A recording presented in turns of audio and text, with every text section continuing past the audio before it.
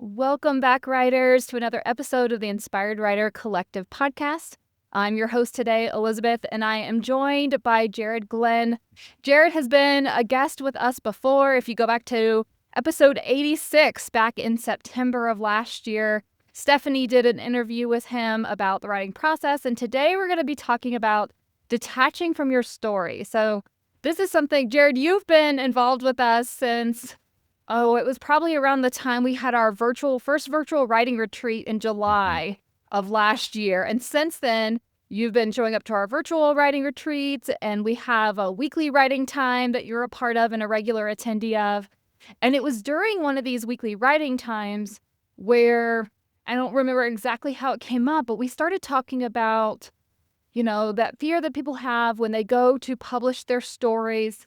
I think it was actually when we were talking about the memoir summit and why are people scared to admit that they're writing a memoir or want to write a memoir? And we were talking about how people feel so connected to their story to the point where they're overly protective of it and have a hard time detaching and letting go from it. And in that moment, I remember you shared some wisdom or advice about how you do that in your process, separating from your fiction writing.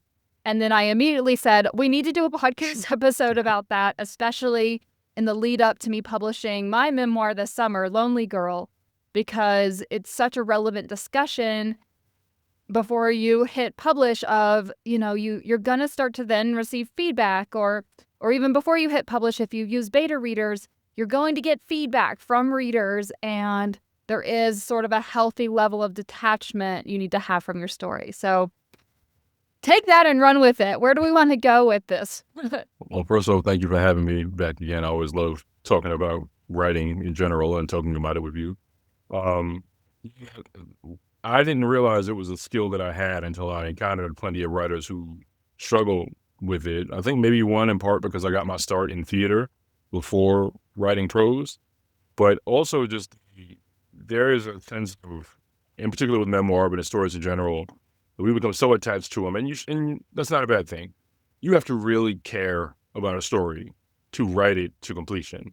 You spend so much time with these characters and with these events and with you can't mildly kind of enjoy it like in a hobby way. You got to be inescapably and maniacally attached to a story to write 60, 70, 80,000 words like I have about it. It's natural to feel some sort of connection to the story, and that makes it very difficult to put it out into the world, where any criticism of the story then automatically feels like a criticism of you as a person. And I feel that way about my fiction. I can't even imagine how deep that must run for somebody that's writing a story about their own lives, like somebody writing a memoir. And it's been quite the journey to learn how I've become okay with putting a story out there. And one is because there is so much to do, or so much about the process of people receiving the story that you have no control over. And that actually, to me, is the most freeing part of it. Since I don't have any control over it, I don't really stress out about it.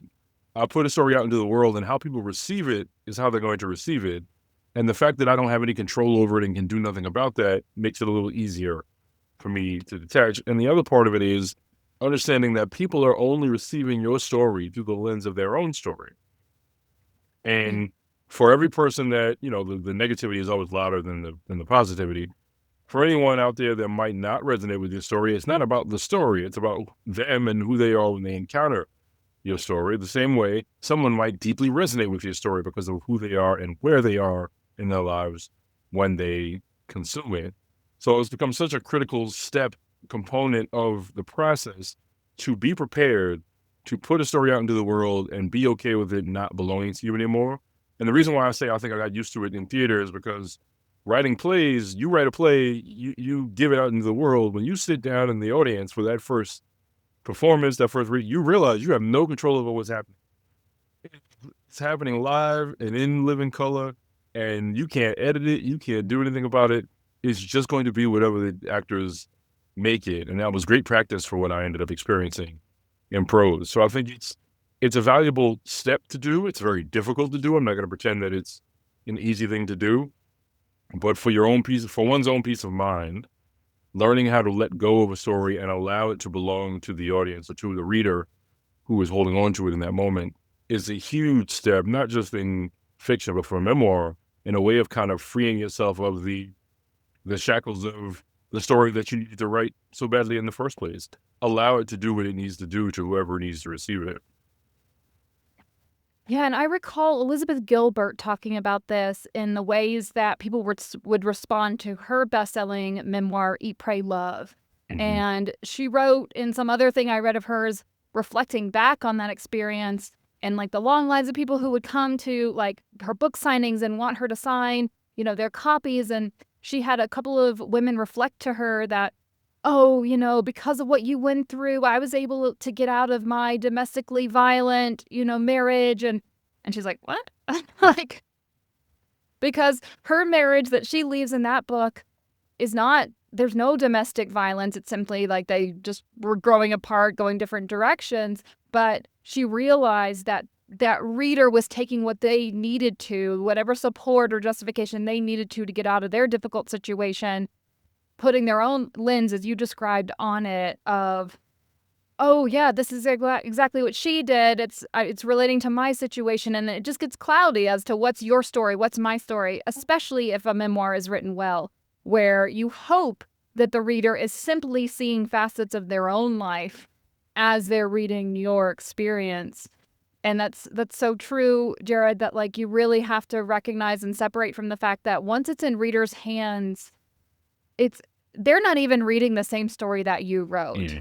And so like even as like I'm rereading my manuscript right now after I got back my line and copy edits, but it's my life, so everything that I see as I'm reading it is what's in the story, but Mhm. I know how I read other memoirs, and when someone mentions something, I see a flash from my own life. Like I sometimes get a visual of something that was similar or a similar emotional beat or moment. And so that's what the reader is going to experience. And I guess it's a good thing that, like, hopefully, if you've done your job well, they can really just dissolve into the story and become one with the story to where they can't distinguish what's you and what's them. And they might not like it because you might have highlighted some things and some themes in their own life that they're not comfortable with or they haven't reconciled with or they don't enjoy about their own experience. Um, yeah, and it's something that I've started, I think, the process of detaching from my story as I am in this sort of, I guess, probably about 2-month lead up to publication. Mm.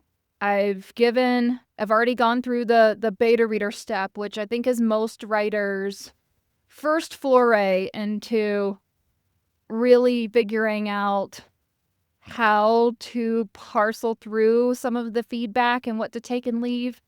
Sure, you get that in an editor dynamic, but I feel like if you've hired a good editor that is compatible with you, there's not a whole lot to really like him and haw over. Either, yes, I like that feedback and I'm going to incorporate that, or no, that's not the direction of my story.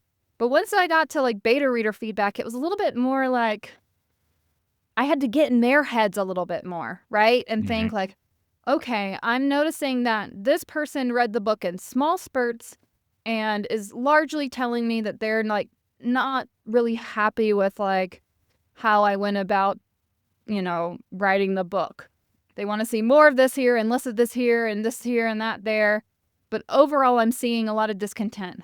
Meanwhile, I have another reader who read the book twice, and the first time she read it in like a long 7-hour spurt and then a shorter 2-hour spurt. And she loved all these things about it. And so then it's like you can kind of parcel through, oh, maybe this story just wasn't right for this person at this time, or maybe it brought up something for them that was hard or difficult. And so Mhm. then as they're trying to articulate what it is they liked or didn't like or how engaged they were with the story, they were really just disconnected. And that's okay, but it can be tricky at the beta reader feedback stage Mhm. where you still have a chance to change things and do something about it, making that decision as a writer of like, am I going to make those changes or is this coming from this person's personal lens? Mhm. How do you address like beta reader feedback? How have you dealt with that? I mean, it's one of my favorite stages because it's that first attempt to put it out in the world. And, my editor is great, Megan McLean. She's incredible. in the sense that she has a very strong sense of what I'm trying to accomplish. And that's the difference Mhm. between an editor and any alpha or beta reader. So my editor knows what I'm Right. trying to accomplish and how I'd like to get there, and she helps guide me to that point. The beta readers have no clue necessarily what I'm trying to accomplish from a thematic or Yeah. internal standpoint. They're just telling me whether they like or dislike the story. And it's very valuable to me to get that kind of raw that kind of raw feedback. And I curate some of the beta relationships that I have, and then others are complete strangers with varying levels of distance from me and the story. Reading memoir is so different than reading fiction, but they do have one thing in common, and that people are going to try to presume that whatever you're writing about is driven from your own life. Even if it's fiction, I write romance novels, and I've lost count of the Yes. number of times people presume that I'm writing based on my own personal experiences. I am not. I am making this stuff up. It's certainly things that there are, sprinkles of things, but not because I'm trying to be coy or cryptic, because sometimes it's just an easier decision to make. I'll put a 79 Nova in the book, not because it holds some significance to me, but because I needed to choose a car, and the guy that lived across the street had a 79 Nova. It was sometimes it's just that basic. It's not that full of intent. But regarding how I incorporate beta reader feedback, is I'm also making sure, with the help of my editor, that I am constantly mindful of what I'm trying to accomplish.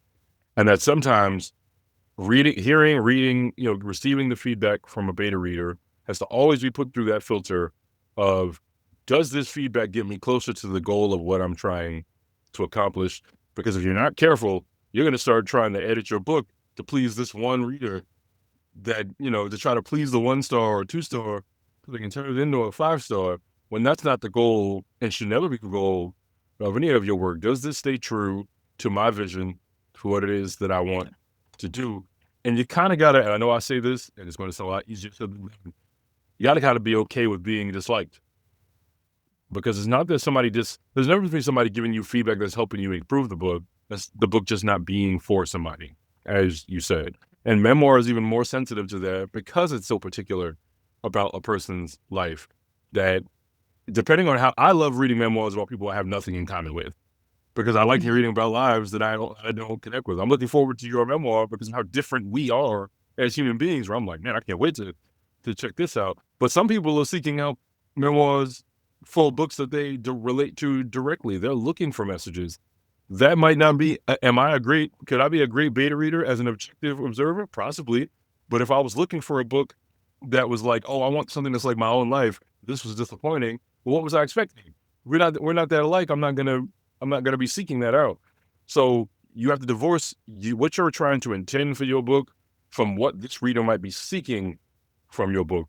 And those are two very different and often very hard things to distinguish from one another. So incorporating the feedback, you have to be very sensitive around picking and choosing without, like, don't throw the baby out with the bathwater, but be picking and choosy about not just what they're saying, but who's saying it and where it might be coming from. That's where, if you do surveys at the end, it's so important which questions you ask that aren't just about the book, but about the person, about when will you most likely read this book? Did you read this book in long bouts or in short spurts? At what moment were you hooked? At what moment were you turned off? That can be as gleaning as just whether they enjoyed the book or didn't enjoy the book, because the why matters. And you don't want to get too caught up in the oh no, they weren't a huge fan of the book, if you haven't dug into the why they weren't a huge fan of the book. It should matter to you why they weren't huge. I have one-on-ones with my beta readers, most of my beta readers, for my work, because I want to get into those conversations and get that honest feedback. But I also need context for why they feel the way that they feel. It's not enough to say, hey, I didn't really love this chapter. Well, why not? What is it about it? And a lot of the time, sometimes there's stuff I can do to tweak it, but a lot of the time it's a personal discomfort with what it is that they're reading. I write romance novels. There are spicy scenes in them. Occasionally, a person is not resonating with spicy scenes just because they're not comfortable reading about sexual intimacy. Not because there's something wrong with the scene itself, but their own personal relationship to the scene. It's going to be hard to parse through what means what, but it is very important in the process. And to build that thick skin now, because once it's out in the world, there are going to be plenty of people who are not going to like it, and you're not going to have the chance to find out the why or how about it. And it helps you learn what you're really, and really reconnect with what you're doing this for. And it's not necessarily for every single person to enjoy your book. It's to make sure that you've written something that reaches the people that it's supposed to. Yeah, absolutely. I it was an interesting process for me, and again, this is my first time going through it, but I had heard the advice about, especially with beta readers, because they are not typically writers, and most of Mhm. mine, one of the four is writing in the fiction genre, but otherwise they are not writers.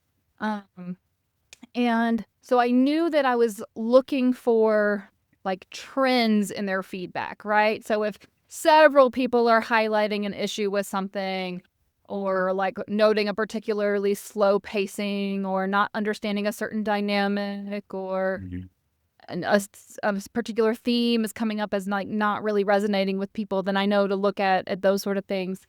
But I do have a small group, so then it's like, okay, let me consider each of these things. And I remember shooting off a text to my line and copy editor who had the manuscript at the same time, because one of the comments I got back, if it were true, would be something that like I would absolutely want to shore up and fix. And this beta reader was highlighting that she felt like when I introduce like the new love story that comes in sort of middle of the book, that she felt like the focus of the story shifted onto that person and away from me as the main character Mhm. going through divorce, reconciling with, how I'm trying to rebuild my life.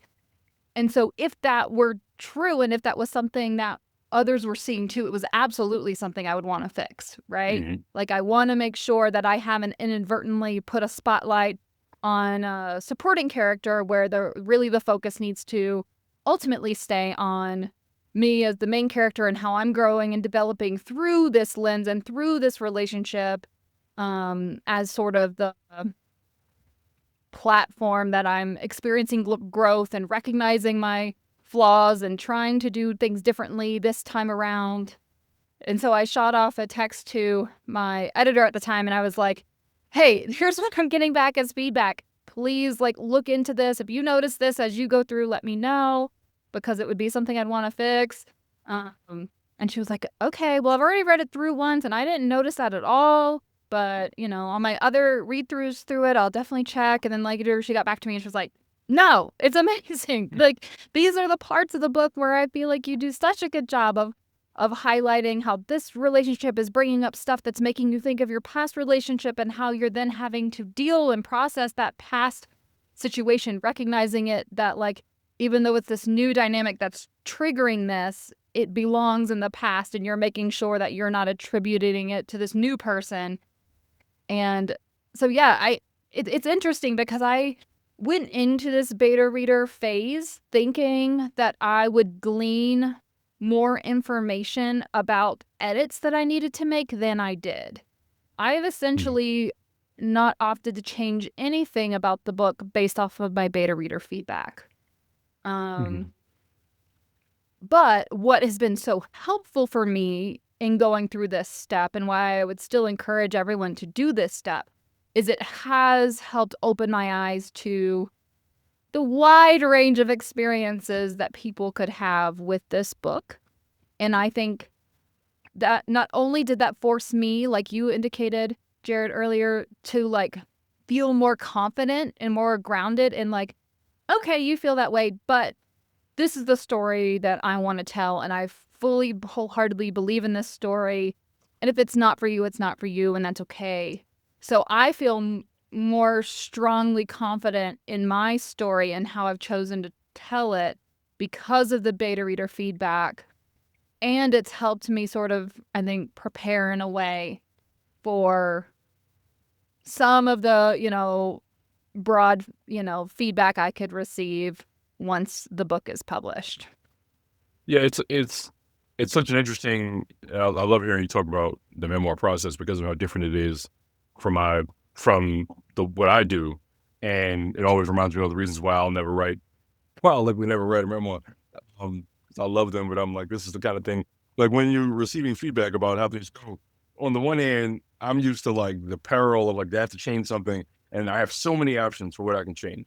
I have so many things I can do that might impact other things. But when I'm operating under the confines of real life, there are only so many things. I can change the way I tell it. I can change the order in Right. which I tell it. But there's not really as much you can do to impact. You can't change the real event that happened, then it's no longer a memoir. Then it turns into just straight up fiction as it is. So it's very interesting how to view your own story through that lens. And also we as a people, and this is just a human thing, not a knock on us, but like we're so naturally assessing and judging each other on a regular basis. And writing about our own lives invites so much more of that than writing fiction, to the point where people read fiction trying to lean more about the author's real life and make those connections rather than just take the story for what it is. And some of that is just going to be people that are seeking out a story that they can judge or assess or admonish or laud or connect to. And all these options, some people from people you know, some from people you'll never meet. These are the beautifully uncontrollable aspects of putting a piece of art into the world, and the level of comfort you have to have when you're doing it. But that's what part of what makes that the beta reader segment of the process so valuable, is you're not just learning what people think about your book, you're learning what it's going to take to let it go and let the world have it. Let the world have this very real piece of you. And even the process of they're reading this story for the first time. You, I imagine, have to be in a very different place with that story to reach a point where you've written the entire book about it. So people will be talking to you about this as a present struggle, when it might likely already be a past struggle that you already reconciled and have processed and moved forward in a different place in your life with. But people are going to be treating you almost in a kind of a diagnosable kind of way, where they're trying to help you uh, better understand or process. And you're like, no, I'm good. That's how I was able to get a whole story out of this. I can't. It's hard to write about a story that you're still living.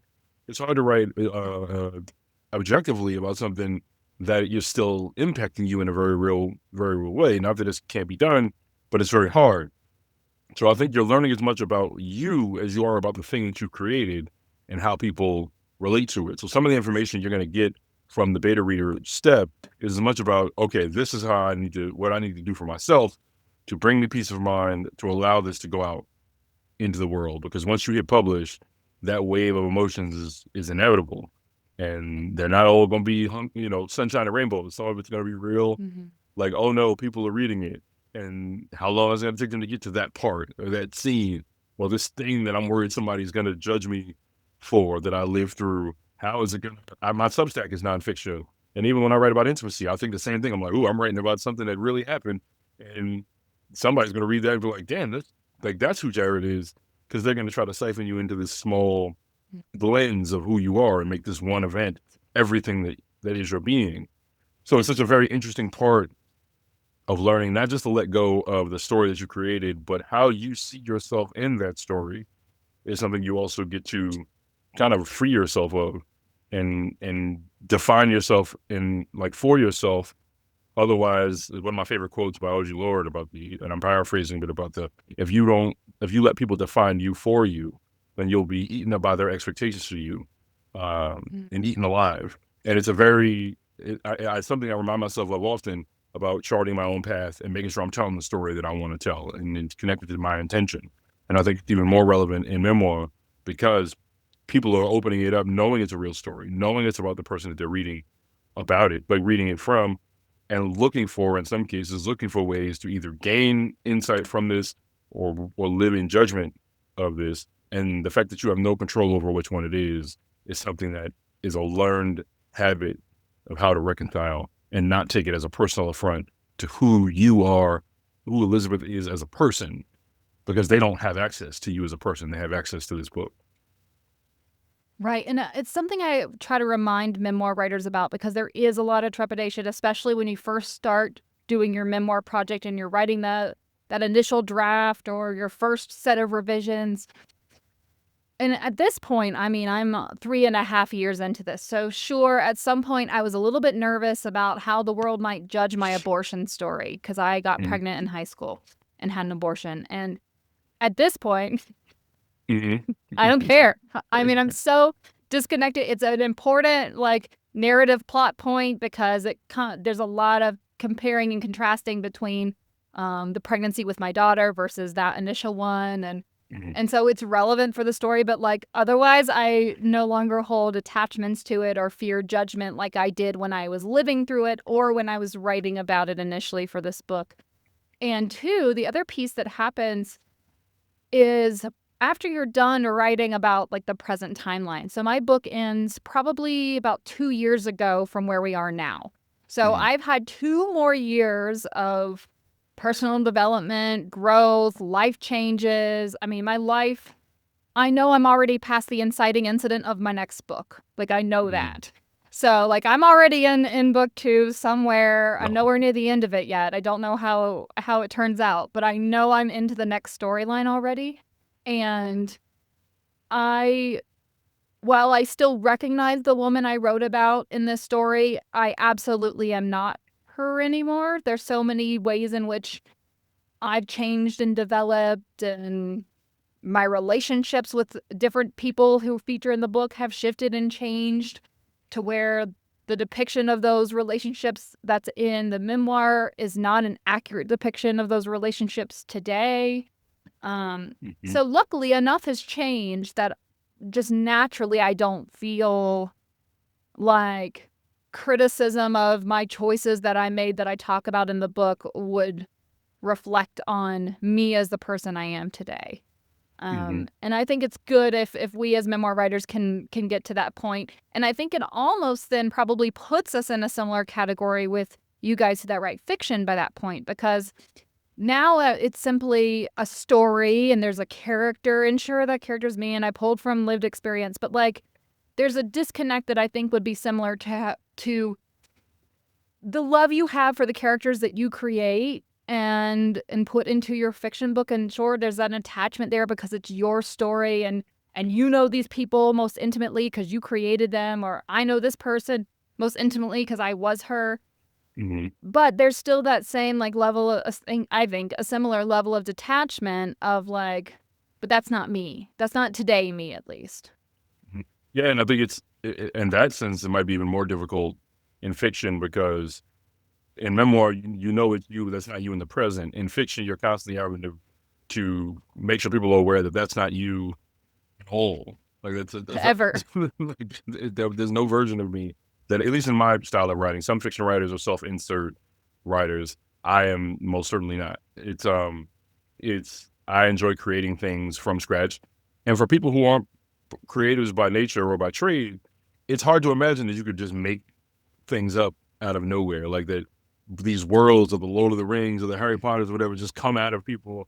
It's like, yeah, if you sit with your brain long enough, it can do some wild things for what it can make up.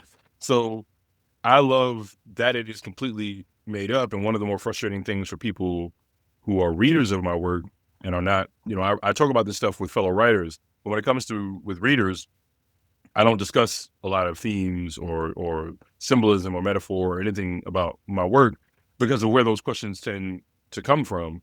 And most of the time, there is no. I have themes for myself about the book that I read, but that's not the same as what the message somebody else might glean from that story. So I'm not a big fan of like post TV show podcasts where the creator sits down and tells you everything that they were thinking and every Mm. single step of like, no, I think there's a beauty in having no damn idea what I was thinking. Think for yourself. What did you get from it? This is Because how I that's feel right. about songs and song lyrics. I always want to Yeah. Google, like, this song was so meaningful to me. What did you mean by this? Yeah. Because And I'm I like, don't I don't want totally to tell you. understand it other than a feeling. And I'm like, I don't want to tell you because I want it to mean whatever it's supposed to mean for you. Right. And venture out into that uncharted wilderness and find your own meaning for it. You don't have to hear it from me for it to have meaning, and it doesn't need to be right. It doesn't need to be like, oh, I was thinking the exact same thing Jared was thinking when he wrote it. No, you don't need to know what I was thinking. You just need to know what you're thinking when you read it. Mhm. So I think that's also part of how I'm able to detach from it is that I don't keep myself tethered to it afterward by making sure that every person needs to understand exactly what I was thinking and exactly what I was trying to do.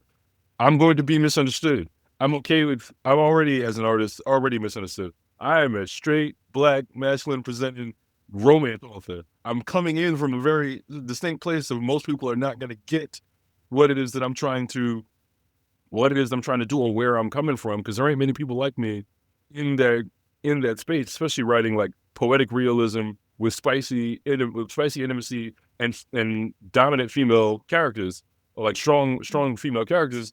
Then they realize it's like, what, this guy wrote the book. Yeah, I understand that most people aren't going to understand what I'm doing from Jump Street. So I got very comfortable in that space, and I think in general we struggle societally because we're so much more seen than we've ever been, that we really struggle with people Mm-hmm. not getting us. And I think one of the coolest things about being artists is I don't need people to get me. I'm cool with not being gotten, because I don't think anybody's got me since middle school. I was about to say, I feel like that's my lifelong struggle, is feeling like no one understands me. So Yeah, there's a little bit of like, of course, I almost can guarantee you're not going to understand me. And yeah. that's It's just just another accept that step. about It's my life another now. step on a process I've been living for 42 years. I'm just like, trust me, a lot of us ended up with a pen in our hand because nobody else could really understand who we were, and this is how we Mm-hmm. decided to discover it. That shouldn't change for me now. I mean, I'm not on a quest to be understood. I like for people to read my work, but I don't need you to get me. Yeah, I think on some level, this book, at least at some point in the writing process, was my attempt to sort of explain, right? And try to Mm-hmm. be understood. And certainly in regards to my young daughter, maybe at some point when she's older, she can read this book and understand some of the decisions that were made in her life that it impacted her. So there is some level of like, yes, I hope some people understand more. But that's largely limited to the people that actually know me and actually lived some of these situations with me, so they can see, compare where I was coming from based off of what I've put into this book versus what they remember and their impressions. And so it's Mm-hmm. not, at a reader level, it's not something that I need them to understand, because they're just going to view it through their own life. But I'm curious, having not published anything yet other than a short story, once you hit publish, and do you look at reviews? How do you protect yourself from potentially reading a negative review that you ruminate on, because that's Mm-hmm. how our brains are? Or do you avoid it? Or do you have Mm-hmm. someone else filter it through you and only send you the positive ones so you can post them on social media and continue to market yourself? How do you approach all of that? I don't read reviews. Okay. I don't check them. I mean, I don't even check book sales. I know how much. I know what the book has done because I get a direct deposit every month, but I don't know how much it's going to be for. I just get it. Um, Mm. I've I think maybe because I made my bones in New York City theater, I'm tough as nails when it comes to recipient feedback. I don't check, not because I'm trying to protect myself, but because, and I mean this in the nicest way possible, I don't care.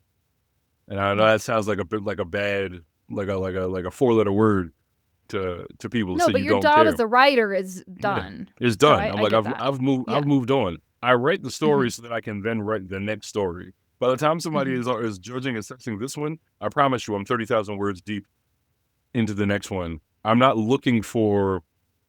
I have alpha readers, beta readers, and an editor to help me figure out how to do something to a story. Whether Mm-hmm. somebody likes it or not is one thing, but a lot of people try to become prescriptive in what they're in what they in how they assess your work and say, well, you should do this, you should do that. I have people for that.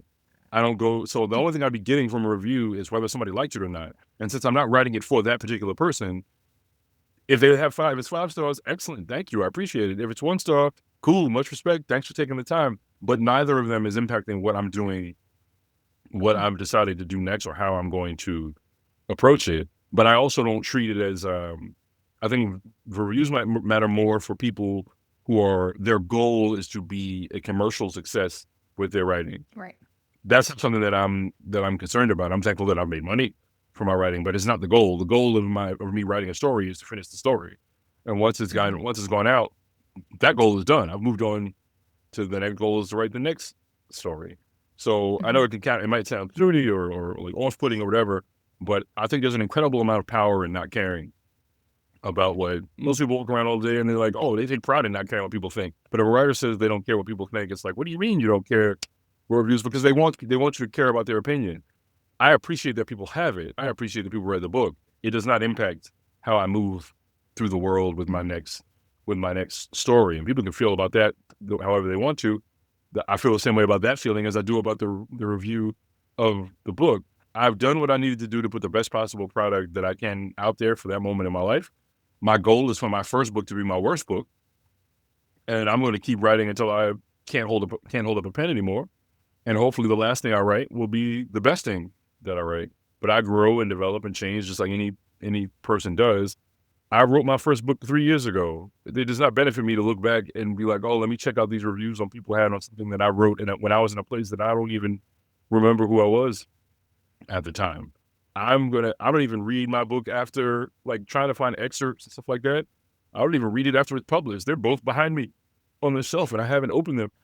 I haven't opened them since they were published because I've moved on to the next Is that to the next because you thing. don't do much marketing after publication? Because Mhm. that's not the focus? Because I feel like those are the kinds of things that people who want to market their book then, even if they don't care about how like they are open to however a reader is going to receive it, they still want their book read, and so they're marketing Mhm. it so it will be read. But do you just not is that just not a priority? It's something that I do for the sake of making sure that my goal is for it to be read, not for it to be liked. So Mhm. it is something that I search for, but I'm usually picking those things up along the way of writing it. So I'll be going through my developmental edits and I'll catch a moment where I'm like, ooh, this is a good excerpt. This is a good thing to Mhm. post. This is a good thing to put on a bookmark. I don't finish the Mhm. book and then go back and look at it. When I say I'm I see. finished and I hit publish, I am done. This book is not getting cracked open unless there's a reading event, like a reading that I have to do, and even Mhm. then, I'm not reading past the first 2 chapters. Mm. But the more I live in that space, the harder it's going to be for me to move on and write the next thing. If I was struggling that deeply with what I've just put out into the world, then it probably wasn't ready to be put out into the world in the first place. That's just me personally. So once I reach a point, you spend so much time with the story, then when you hit publish, it really has more of an energy of, good God, get this thing away from me. I'm tired of looking at it. And that for me is literal. Like, I don't want to keep looking at it. I've been living with these characters. I was with Chris and Sonata from Lost in the Sun for like a solid 14 months. And you know how fast I write and how much I write. That's a lot of time for me to spend with characters, 2 full drafts, developmental edits, and beta feedback and all this stuff. I am tired of Chris and Sonata. I'm moving on. So for me, the hitting publish is as much an act of freeing myself from this story. Looking back on reviews and feedback and all that kind of stuff is stuff that takes me back to that place. And I don't want to be in that place. I want to be in the next place. No, that definitely makes sense. I mean, I have a sense that I'm not quite at that place where I plan to just publish the book and then start on the next thing. For one, like I said, I'm still living it, so I can't really start writing it yet. But also, there is some level of marketing that I've put so much heart and time, like I said, 3.5 years into this book, that I want to do a good service of marketing it. And as a memoir writer, it is helpful in my mind to use other people's accolades over me simply saying, this is a fabulous book about my life and I think you should read it. Um, but it's just made me think about, what ways I may want to sort of protect myself from the feedback that is not helpful and that I know myself to sort of ruminate on if I were exposed to it. But I'll have And to that's see more, how I navigate that space as it comes. yeah, and that's more of right into the department of learning more about yourself through the process. And that's one thing that stood out to me so much from publishing my second book from my first one was I really got to know me and how I needed to approach that section of the process, and what was going to Mm-hmm. be most healthy from my relationship to having the book out. So my second release was very different than my first. I realized that I love talking about the book as far as writing themes and like describing more in depth of what's happening in the book, but I don't want to talk about deep themes and Mm-hmm. metaphor and stuff like that because that stuff is personal to me, but I love hearing what other people think it is.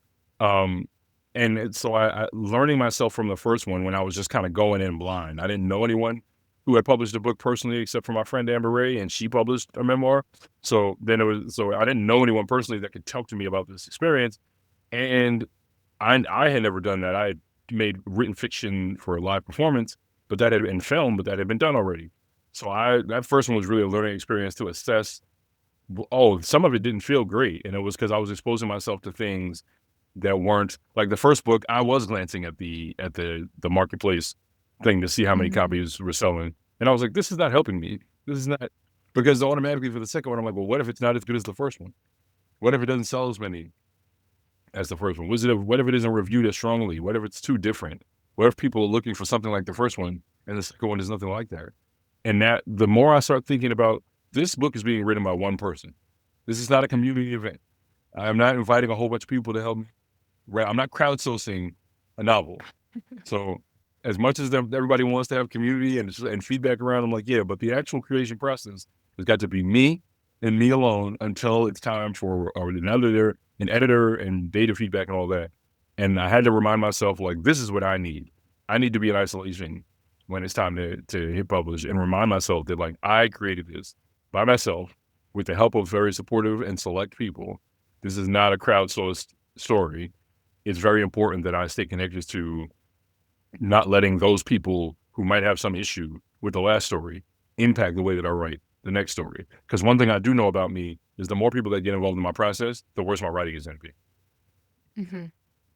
Absolutely. And that relationship that we curate with, especially our editors, is so special.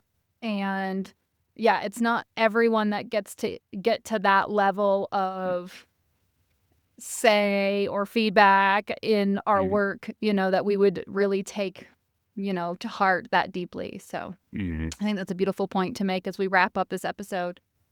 So writers, whether you've got a book out there or you're thinking about putting a book out there, just know that regardless of what that looks like on the end with the marketing or whether you read reviews or don't read reviews, there is certainly a healthy level of detachment you need to have from your story. Whether that's you recognize that you're no longer in that place anymore because you're writing memoir, or you've found a way to detach yourself from your fiction writing. It's so healthy to make sure that that's in place before you hit publish so that you're ready for the reviews to be what they are, and recognize, like you said, Jared, early on in this episode, that the reader is going to read your work through their own lens. And so their interpretation in their review is largely through that specifically. And it's not a commentary on your quality of writing necessarily, or whether your themes were good, just simply whether something resonated or not. And we're not trying to write a singular book for everyone. Even the Bible's not for everyone. So, and it's one of the best-selling books of all time. So, it's still not for everyone. And we can't expect our books to be for everyone. And the beauty is that means your book gets to be the favorite of someone because it's not for everyone. So, leave you guys with that thought today. And thank you, Jared, for being here for another episode. Thank you so much. Thanks for having me.